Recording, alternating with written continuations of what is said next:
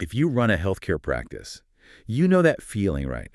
That mix of pure excitement and honestly a bit of dread when you hire a new provider. Oh, yeah. The game changer you've been waiting for. Exactly. You've invested so much, they're ready to see patients literally tomorrow, and you can almost hear that revenue clock start ticking. But then reality hits. It really does. Because standing between that provider and any kind of steady cash flow is this incredibly tedious, opaque system.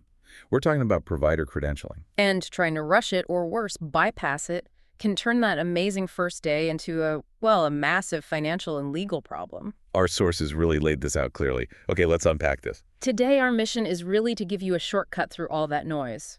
We're doing a deep dive into the formal process of credentialing, specifically for allied therapy providers. So that's your physical therapist, occupational therapist, speech-language pathologists. Exactly. We need to look at why it's mandatory, the honestly brutal timelines involved, and this is the thing one, what happens when a clinic starts submitting claims before getting that official green light? We want to give you the roadmap to stop guessing, so you can make sure your practice's revenue is not just steady, but, built on a foundation that's completely bulletproof. And it's so important to frame this correctly from the start. This isn't just a paperwork you can put off. It's not optional. Not at all. It is the legal and contractual gateway to getting paid. We looked at the federal rules, and Medicare is crystal clear on this. It explicitly says PTs, OTs, and SLPs must complete their enrollment and get approval before a single bill goes out. So let's define the beast then. Let's say a clinic owner brings on a new, fully licensed SLP. What actually is credentialing, and why does every single payer, government or private, insist on it? Credentialing is basically the payer doing its homework on the provider. It's the formal process of verifying everything, their education, their current state license, certifications, and also checking their history. Making sure there are no red flags. Exactly. No past sanctions, no malpractice issues. It's the payer's due diligence. So it's quality control. The insurance company is basically saying, before we start paying for services from this person, we need to be 100% sure they are who they say they are and that they're qualified. Precisely. It protects patients and it limits the payer's own risk. But the part that trips up clinics, the real pain point, is just how long it all takes. Ah, the timeline shock. Yeah. I think everyone budgets, a few weeks for paperwork? Yeah, and that's the first mistake. The reality is, well, the typical payer timeline is anywhere from 90 to 180 days. Wait, 90 to 180? You're talking 3 to 6 months. 3 to 6 months. It is an incredible amount of time to have a new hire on your payroll who isn't generating any billable revenue. Half a year. I mean, why? What causes that kind of administrative traffic jam? Is it just people being slow? It's a mix of things, which is why it's so hard to predict. You've got government payers like Medicare and Medicaid who often take 90-plus days. And I heard that sometimes involves a site visit. It can. If their process requires a physical site visit to the clinic, that can add weeks right there, just waiting for an inspector to become available. Then you add in the payer's own internal backlogs, the time it takes for state licensing boards to send back verifications, and just the sheer volume of applications they're dealing with. So even the private insurers aren't that much faster. They can be a bit quicker, maybe 60 to 120 days. But when you add it all up across multiple payers, what clinics report is an unavoidable cycle that lands, firmly in that 3 to 4 month range. Which means the only sane way to do this is to submit those applications 3 or 4 months before the provider's start date. Not on their start date, way before. That's the key takeaway. Okay, that brings us to the real danger zone. Because if you're looking at a 180-day wait, the financial pressure to just start billing and, hope for the best must be huge. It's a mess. And here's where it gets really interesting, because the cost of that impatience is shocking. It's not just getting a claim denied. That's right. The temptation is to just bill anyway, but the risks really fall into 3 escalating categories. The first one is the most straightforward, simple claim denials. So I submit a claim, the payer system sees the provider isn't on their approved list yet, and bam, it gets rejected. Exactly. Their systems are built to flag that immediately. And this is a huge problem across the industry. We saw survey data showing over half of medical practices say credentialing-related denials are actually increasing. So it was getting worse. It's their #1 administrative headache. And here's where the permanent damage can happen. Some payers just flat out refuse to pay retroactively. So if you billed too early, that money is just gone forever. Gone forever. It doesn't matter when the provider eventually gets approved. One source noted some payers can take around 100 days just to set the provider's effective date, and they will not honor a single service performed before that date is official. Which leads us right into the second and maybe most stunning consequence, lost revenue. And this is where we need to talk about that jaw-dropping number we found. Ah, the $10,000 day. Yes, the $10,000 day. Break down that financial hit for us. It's really stark. The data shows that even a single day of an onboarding delay, one slip-up because of credentialing, could cost a practice over $10,000 in lost revenue. That's a staggering amount for one day. How do they even get to that number? It's based on pretty typical productivity for an allied therapist. So imagine a busy PT seeing maybe 15 to 20 patients in a day, generating higher-end services. Conservatively, that's maybe $8,000 to $12,000 in potential billing. Okay. Now, if that provider shows up, works a full day, treats all those patients, but you can't bill for any of it because you know the claims will be denied, you've just lost that entire 5-figure income stream for the day. And it gets worse because you can't just turn around and bill the patient directly, can you? No, you absolutely can't. That usually violates the participation agreement you sign with the payer, so the income is gone and you can't shift the cost. It's a total financial dead end. Which, of course, leads to the third and most serious risk. This is where we move beyond just money. We move into compliance and legal risk. This is where it goes from a claim rejection to potentially federal law territory. So billing without that final approval isn't just breaking a rule with the insurance company. It's a breach of contract with them, and with Medicare, it's a violation of federal rules. Okay, but hang on. If a practice just makes an honest mistake, maybe they start billing 2 weeks early by accident, why does something like the Federal False Claims Act even come into play? Isn't that for, like, massive intentional fraud? That is such a critical question, and it really gets to the heart of compliance law. While, yes, the False Claims Act targets intentional fraud, you can still get into trouble through something the law calls reckless disregard for the truth. Reckless disregard. Right.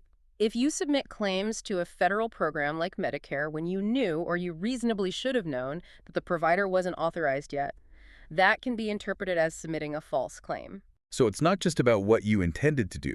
It's about whether you followed the required steps. Precisely. If Medicare clearly says a provider needs full enrollment before you bill and you ignore that to get revenue faster, that shifts it from an administrative oops to a very serious compliance risk. And the penalties there aren't just losing the 10 grand for the day. Oh, no. Now you're talking about massive civil fines, sometimes per false claim submitted, and potentially even being excluded from federal programs entirely. Which would kill the practice. It's an existential threat. The risk escalates so fast. Premature billing doesn't just mess with your cash flow. It can trigger an audit and regulatory scrutiny that could shut you down. Wow. Okay, so that really highlights the importance of one single piece of information, Right. the effective date. Let's zoom in on that. Because it's not when you applied. Not at all. It's not when the provider started. It's the one specific date the payer gives you. You've hit on the most critical point for compliance. Before any claim goes out the door, you have to know that exact effective date. And the Medicare rule is the one that trips people up the most. What's the rule? For Medicare, the billing effective date is the later of two dates: the date the application was submitted or the first date of service. Yeah. And the key is billing privileges aren't active until the whole enrollment is fully processed. Okay, let's run a quick hypothetical for everyone listening. I submit an application on January 1st. My PT starts seeing patients on February 1st. Medicare finally approves everything on April 1st. What's the effective date? Okay, so in that case, the effective date is the later of the application date, January 1st, or the first date of service, February 1st. So the effective date would be February 1st. But here's the catch. You can't actually bill for those February services until you get the approval in April. The services are only covered after the enrollment is fully processed. It creates this limbo. That is already complicated. But then you throw in the idea of retroactivity, which I think a lot of clinics see as a safety net. And it's a very shaky safety net. It's so limited. Medicare might let you request an effective date up to 30 days before the application date. Before the application, not before the start date. Key detail, yes. 30 days before the application. And you usually have to justify why there was a delay. It is the exception, not the rule. And I'm guessing commercial insurers are even tougher. Notoriously less flexible. Many have no retroactive policy at all, or it's capped very tightly. Trying to rely on retroactivity is just a bad business strategy. It puts every single claim you submit before that official date at a huge risk of being permanently denied. So what does this all mean for daily operations? You've got this unavoidable 3 to 6 month gap. You've got a great provider ready to work. What are the safe, sanctioned ways to handle this? Okay, so the first step, and it's not negotiable, is just advanced planning and tracking. We've said it, but it bears repeating. Submit applications 3 to 4 months in advance. And don't just submit and forget. No, you have to follow up. At least every 2 weeks, you should be checking in with payers. Use a tracking system. Don't just sit back and wait. Are there any administrative things you can do to speed it up on the front end? We mentioned acronyms like CAQH before. Yes, CAQH is your best friend here. It stands for the Council for Affordable Quality Healthcare. It's basically a central database, right? Think of it as a standardized data hub. If you keep your CAQH profile perfectly updated, licenses, work history, everything, it dramatically speeds up the process with many commercial payers because they just pull the data directly from there. If your CAQH is out of date, you're guaranteeing delays. Okay, but what if care just has to start right away? What are the sanctioned workarounds that let a new provider see patients without filing a false claim? Let's start with that supervising provider model. This is the main safe workaround, but it is loaded with compliance rules. With Medicare, it's often called incident to billing. Basically, services done by the uncredentialed therapist can be billed under an already credentialed supervising provider's number. But there are very strict rules for that, right? You can't just slap a different name on the claim. Absolutely not. The supervision requirements are rigid. For Medicare, depending on the service, the supervising physician often has to be physically in the office suite, immediately available to help. So they have to be on site. On site, and they have to have initiated the care plan. If you don't meet those specific documentation and supervision rules, the claim is still improper. You really have to know each payer's definition of supervision. It sounds like a complex, temporary bridge. It's not a long-term fix. Exactly. It's just to get you through until the new provider's number is active. What about the second option, the one that avoids insurance entirely for a bit? That one is much simpler from a compliance standpoint. You just collect fees directly from patients until the credentialing is finalized. Self-pay. Self-pay, exactly. And then you switch to insurance billing. This avoids any issues because no claims are being submitted to a payer.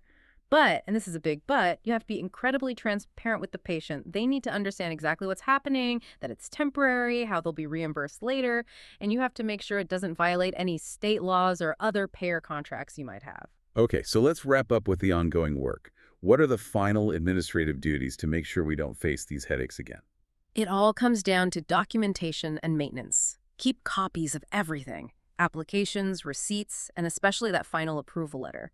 That's your golden ticket if you ever need to appeal a denial. And credentialing isn't a one-and-done thing, is it? Not at all. Many insurers re-verify everything, licenses, CAQH, every 2 to 3 years. If a clinic isn't tracking those re-verification deadlines, they can end up right back in the same denial cycle. A claim submitted on an expired verification is just as bad as one submitted before the initial approval. So to summarize this whole deep dive, credentialing isn't some side task you give to an admin for their downtime. It is, it's the financial backbone of your practice. Yep, truly is. And rushing it will cost you thousands a day and could open you up to really serious federal scrutiny. That is the absolute bottom line. Do not bill a payer until you are fully credentialed and contracted. The only compliant way to bridge that 90 to 180-day gap is using that very regulated supervising provider or incident to model. And as we close, here's a final thought for you to consider, building on everything we've discussed. If the initial credentialing process is so tedious that a single clinic day can cost you over $10,000, what hidden large-scale liability is quietly growing for practices that fail to meticulously track that re-verification process that insurers conduct every 2 to 3 years, potentially setting them up for a massive unexpected revenue cliff down the road. That's something for you to mull or explore on your own. We really hope this deep dive helps you navigate those complex rules and keeps your practice on the right side of compliance. We'll catch you on the next Deep Dive.